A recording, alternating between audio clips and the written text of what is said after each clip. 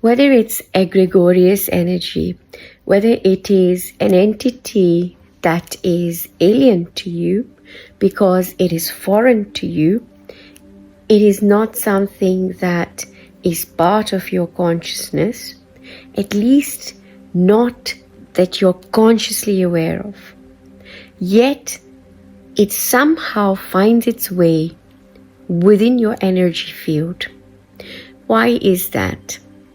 Most of the time, when beings from wherever that are not on the same either plane, either dimension as you are, especially negative entities, especially entities that want to interfere with either what you represent, your spark, what you're here for, yeah?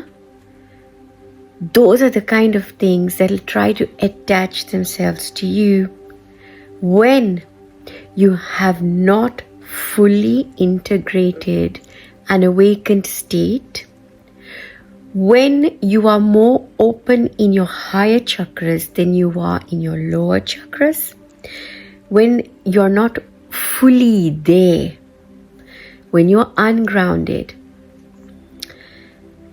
Sometimes what we feel or imagine or think or believe is a state of samadhi, nirvikalpa samadhi, or even sahaja samadhi, a walking, talking, liberated soul, or even being self-realized, enlightened, liberated, being free from the shackles of birth and death, being free from karma, being enlightened, being an ascended, realized master. You may identify as all of these things. You may identify as someone who's not of this world, someone from somewhere else. Either way, in whichever way that you identify yourself with, but there's a deep feeling that you don't belong and this isn't really your plane and dimension. We may have instances when these sort of attachments can take place. Normally, when an attachment like that takes place, it'll be because there is a hole in our energy field. There is a crevice through which something can enter. Now, normally, something will not be able to penetrate your energy field if the electromagnetic field around you is quite strong. It won't be strong if you have unresolved lower chakra issues. It won't be strong if you're more in your higher chakras than you are in your lower chakras and there is an imbalance. Because when we are in our higher chakras and we're sort of out of touch with earth, we're out of touch with bodily reality, it is very easy for us to feel that when we're in that state, we're blissed out and that this must be the end and this must mean that we are experiencing a very high state of consciousness. When in fact, whilst you are having a dipping in experience of higher chakras, it cannot be a lasting one or not one without consequences if it isn't one that allows for the participation of the rest of you. Otherwise, we would only be the top half of us, wouldn't we? Right? And that's why when you have opened yourself up, especially when you're in a deeply meditative state, if you have no ground and you're feeling deeply, you're in this lovely state and you're feeling quite compassionate, loving, you've lost your filters as well, because a lot of our fear filters come from the lower chakras.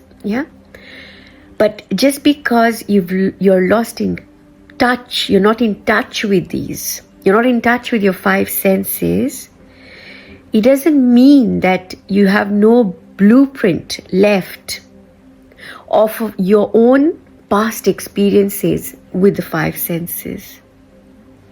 You will still have imprints, without working through of which you won't have anything, a leg to stand on. Yeah? No feet. There are no feet. So no feet, you're just, just the top. That's it. Being just the top removes your access to the lower world.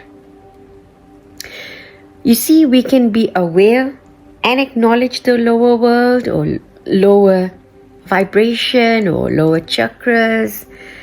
Lower chakras doesn't mean lower vibration. They have a function, which is why they're there. We have a function.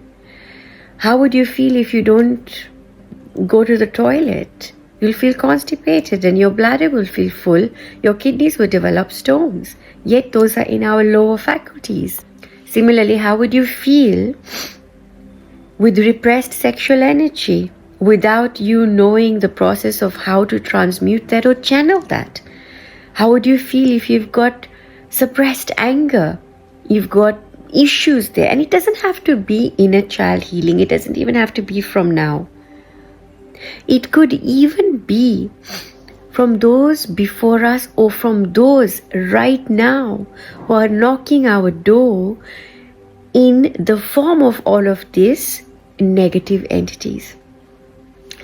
Negative entities will continue to influence as long as we have that in us.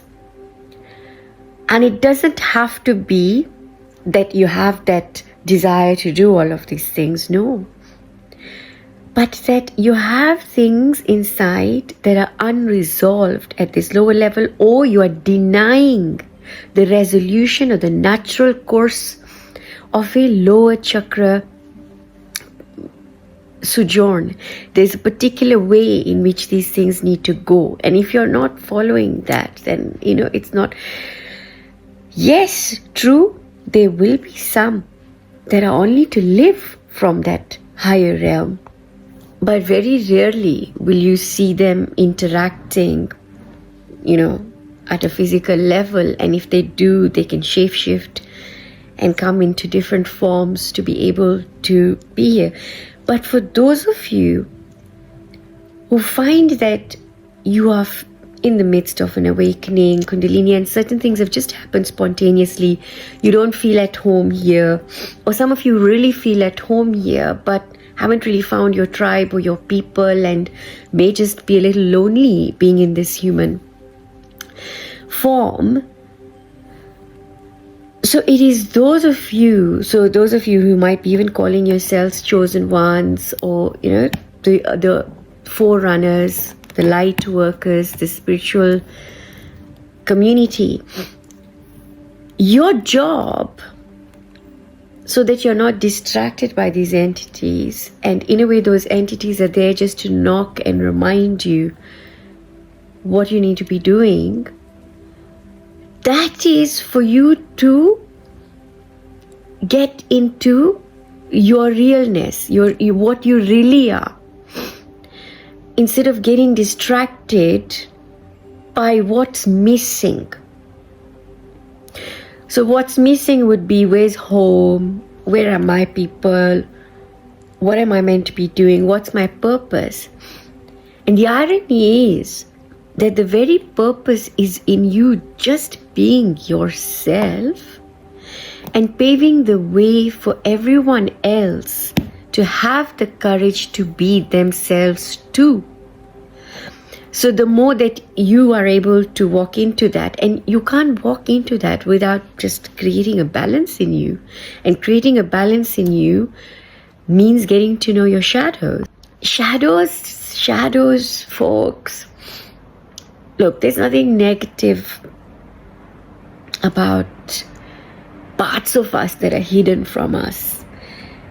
They only become negative when they start to act as an impediment. And they only start to act as an impediment when we've almost denied them their existence through our own incapability, shall I say, or maybe wanting to deny this because we don't want to deal with this, and we put it off to another day or whenever. So for you to make yourself safe from these kind of interventions is to make yourself very safe. And we're safe from down, up, and up, down, not just up. If you're not embodied and you're just roaming around and you're not here, you're not physically embodied, it's not the same as you're ungrounded, but you're a being that's already on an astral plane, then it won't matter.